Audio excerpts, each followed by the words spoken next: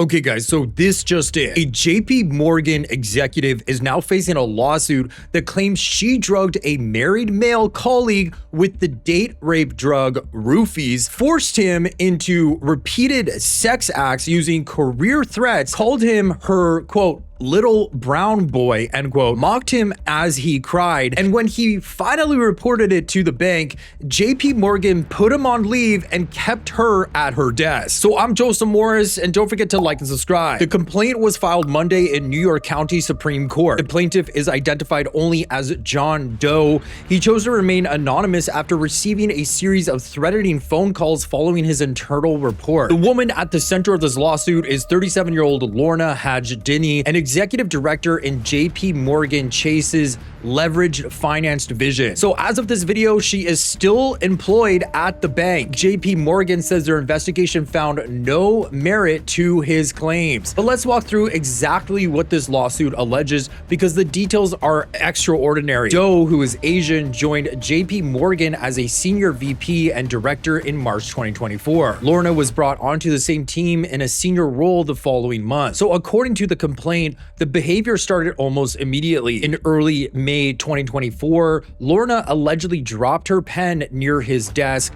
bent down to pick it up, rubbed his leg, and squeezed his calf. She then reportedly said, quote, "Oh, you did play basketball in college. I love basketball players. They get me so wet," end quote. That was the opening move. It did not end there, however. Later that same month, she allegedly invited Doe out for drinks, but he declined. And according to the complaint, her response was, quote, "If you don't f me soon, I'm going to ruin you. Never forget, I own you," end quote. So those three words, guys, like "I own you," appear throughout this lawsuit like a refrain, and they are never used casually. They are allegedly backed by real institutional leverage: his promotion, his bonus, his reputation, his future at one of the most powerful financial institutions in the world. The harassment allegedly continued, escalating through May. Lorna reportedly propositioned Doe for oral sex twice in the office. On one occasion, the complaint claims she said, quote, "Birthday BJ for the brown boy, my little brown boy," end quote. He kept declining, so she allegedly shifted the pressure directly onto his career, telling him that if he wanted a promotion to executive director, he would need to start pleasing her. At a work social event at her private members club, she allegedly told him, quote, "You're gonna need to earn it, my little Arab boy toy," end quote. During that same event, the lawsuit claims she groped his groin repeatedly under the table and spat in her hands before running them over his neck and head. That is so gross. Now let's move to the summer of 2024, because this is where the lawsuit's allegations cross into a different category entirely. Lorna allegedly showed up one night at an apartment where Doe was staying. She knew he would be there. When she made advances and he refused, she allegedly told him, quote, "Do you want to get promoted at year end or not? Do you want a future at JPMorgan? It's that simple. I don't know why you're fighting this," end quote. She then allegedly removed her shirt and directed a racist remark at Doe's wife, saying, quote, "I bet your little Asian fish head wife doesn't have these cannons," end quote. The complaint then alleges she forcibly removed his pants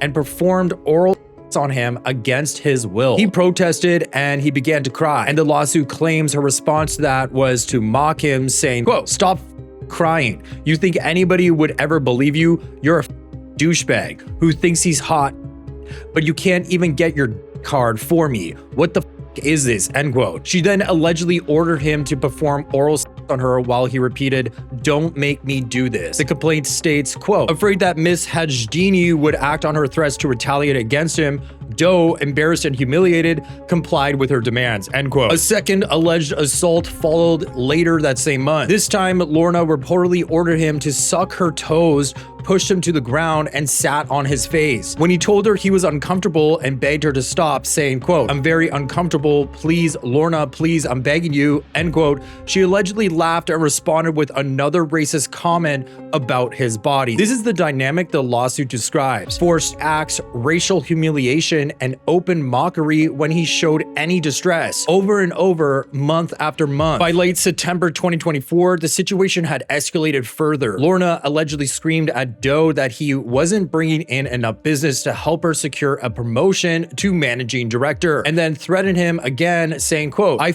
own you, I will make you pay. Do you think you're going to be in good standing if you do not have me in your corner? You really think management wants some brown boy Indian leading origin nations? If you don't my brains out tonight, I'm going to sabotage your promotion, end quote. The complaint says Doe relented again out of fear. A witness staying in an adjoining room reportedly overheard his initial protest before he complied. Now here is arguably the most disturbing detail in this entire lawsuit. Doe claims that Lorna later admitted to drugging him before coerced encounters, specifically with rohypnol, commonly known as roofies, and what the complaint calls, quote, an erection-enabling pharmaceutical substance, end quote. The stated purpose was to incapacitate him and ensure he would physically perform. She allegedly admitted this to him directly. And separately, the complaint claims she used her executive access to monitor his bank account and track his movements. So what we have here, according to this lawsuit, is not a pattern of unwanted advances or workplace pressure. It is a months-long campaign of alleged chemical coercion, racial abuse, and sexual assault carried out by someone with direct control over the victim's livelihood. In late 2024, Doe quietly began exploring other jobs. When Lorna and other senior managers allegedly caught wind of it, the complaint says they began giving aggressively negative references to every employer he contacted in what the lawsuit describes as a coordinated effort to block his exit. In May 2025, Doe submitted a formal written complaint to JPMorgan detailing race and gender discrimination, harassment, and what he described as a pattern of severe sexual abuse. 1 week later, the alleged retaliation started. He claims he began receiving anonymous threatening phone calls. One caller allegedly said, quote, just wait till you're back in New York, brown boy. You better stay away, snitch, end quote. On June 9th, 2025, he said he received a voicemail from someone claiming to be a JPMorgan manager saying, quote, people don't want you or your kind here, end quote. Another caller allegedly threatened to contact ICE, Immigration and Customs Enforcement, about him and his family. And then there was the corporate response. Within days of his complaint, Doe says he was reprimanded, locked out of all company systems, and placed on involuntary leave, a decision he claims HR explicitly connected to his report. Lorna, meanwhile, faced no comparable action. Doe's attorney, Daniel Kaiser, told the Daily Mail that his client has been diagnosed with PTSD, is struggling financially because he cannot find work, and has been left devastated personally and professionally. Two witnesses are cited in the complaint as corroborating parts of Doe's account. So Doe is seeking damages for lost earnings, emotional distress, and reputational harm, along with punitive damages and changes to JPMorgan's internal practices. JPMorgan's response was to deny everything. A spokesman wrote, quote, following an investigation, we don't believe there's any merit to these claims. While numerous employees cooperated with the investigation, the complainant refused to participate and has declined to provide facts that would be central to support his allegations, end quote. Lorna has not publicly responded to the lawsuit. So there is a lot that will play out legally from here. But what is already documented in a public court filing, the racial slurs, the career threats, the alleged rohypnol, the mockery, the retaliation, is already a matter of record. So for my take, the most telling part of the story is not the lawsuit itself.